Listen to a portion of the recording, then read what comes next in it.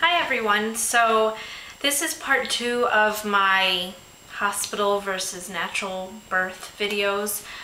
Sorry, part 1, Miss Gabby decided to, I'm looking over there again, aren't I? Anyway, part 1, Gabby decided to get a little fussy. She was hungry, so in any case, let me jump right in. So I left off with saying how with my first daughter, I had a hospital birth. Everything went smoothly. I can't say that anything didn't go well. I didn't know any better.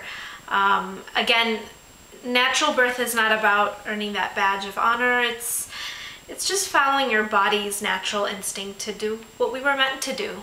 So with Gabby, again, my husband was the one who said, hey, let's look into having a midwife. Now, my husband is all about being healthy and being fit, and we're trying to do this, we're trying to walk the walk together this time around. So I looked into it, and I have to say I was a little fussy myself about it at first, just because I didn't think, I said, well, if I had an epidural with my first delivery, I'm not seeing how this is going to add up and I'm going to be able to do this. So remember, I'm the one with zero willpower. If I can get the drugs, that was my mindset. Let me get the drugs. So really throughout my pregnancy, it was quite the journey, just because I had to shift gears quite a bit. Because I wanted to be healthier with this pregnancy. I didn't eat very healthy with my first pregnancy. I gained 50 pounds. So I didn't gain 50 pounds with her. However, I gained 25 pounds in my pregnancy with her. So I wanted to be healthier this time around, and I had unexpectedly had gotten pregnant, so we weren't planning it, and it just happened, and we were happy. But I had some extra weight on me, and so I knew I could not gain that much weight. And really what was recommended for my weight amount was to gain 15 to 25 pounds. So I gained up to the final recommended weight gain that I should have. So, but regardless, I think I did really well. I did occasionally splurge on treats, but overall this pregnancy, I decided, let me change gears here, let me be a lot healthier. And so with the placenta previa, that was a little bit of a kicker, just because I didn't know. Again, I was like, man, this, no better way to put it, this sucks. I wanted to have a natural delivery and now I can't. But at week 37, we found out that the placenta had moved just enough, and we were thrilled. So I went into labor actually on my due date. And my labor this time around was for 10 hours, so it lasted a little longer.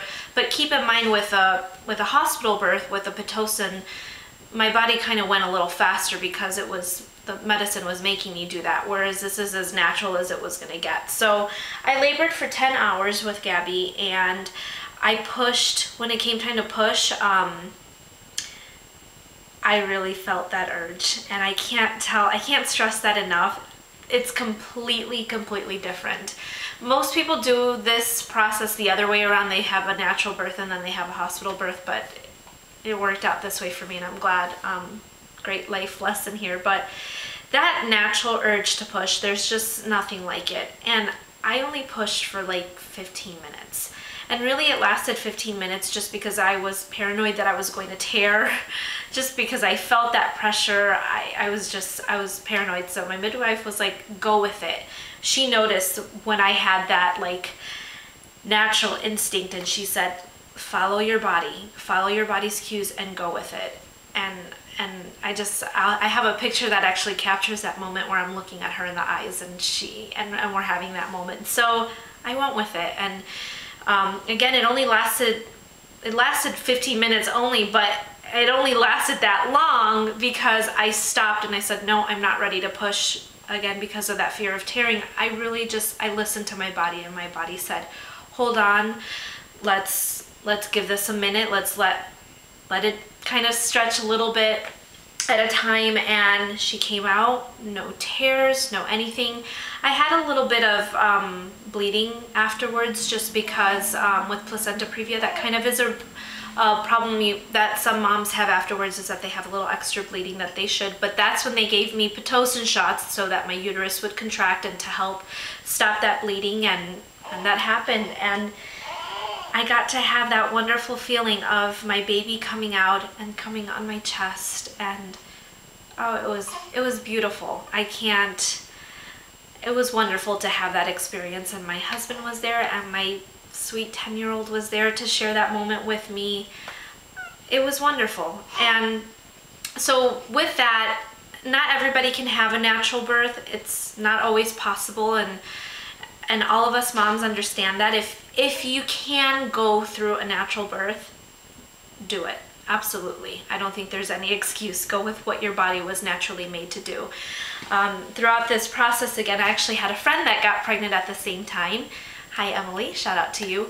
And she had made her appointment with the doctor, and I was like, listen, you've got to watch this documentary. And I'm so happy because I converted her, and she's going through the same clinic as I did, and will be having her baby here in just 4 weeks coming up. So I strongly urge you guys to watch that video, that documentary, The Business of Being Born, and read books and do what you need to do. Do that research. Find out what's best for you and your family. For us, this was the absolute best choice financially. I haven't even mentioned that, but the financials were phenomenal. They worked out obviously much better than having a birth at a hospital. Again, not to tarnish any hospital's reputation, but this was what worked for our family. And being at that birthing center, and you'll see the pictures, it's a little bit of a different environment. And by all means, I was never this like, go earth power, whatever. But the environment there really is that way. It's just very natural, very calm, very serene, and having a midwife who really understands that process, it was an amazing process for us. So look into what the options are, what your options are, and find out what's best for you. And for me, we do want to have another baby if we should be blessed with another one, and we will absolutely go with a natural delivery. Again, if my body lets it happen. But hey, I'm the natural born mama, so that should be the case. But anyway, again, if I can answer any questions, or if I can, or if you have any comments, whatever the case may be, just leave them down below. But go natural by all means. It's a huge difference. I can't stress enough how wonderful it was for us, how special and sweet that moment was, and I think it will be for you. I absolutely know. There's tons of videos on YouTube, watch them. That's what I did to prepare myself for the process, just so that I wasn't nervous. Wait, I was about to say goodbye. I tried to go and have the baby in, to try to do a water birth. As soon as I got into the tub, my contractions were just that much more difficult to deal with. So absolutely try what's best for you. For many women it worked. For me it did not. I had her squatting. That was what was most comfortable for me, and I knew that early on in my pregnancy. I said, I'm probably gonna have this baby squatting, just because that was the best way to relieve the pressure on my back. And sure enough, that's how she came. My water broke at the clinic.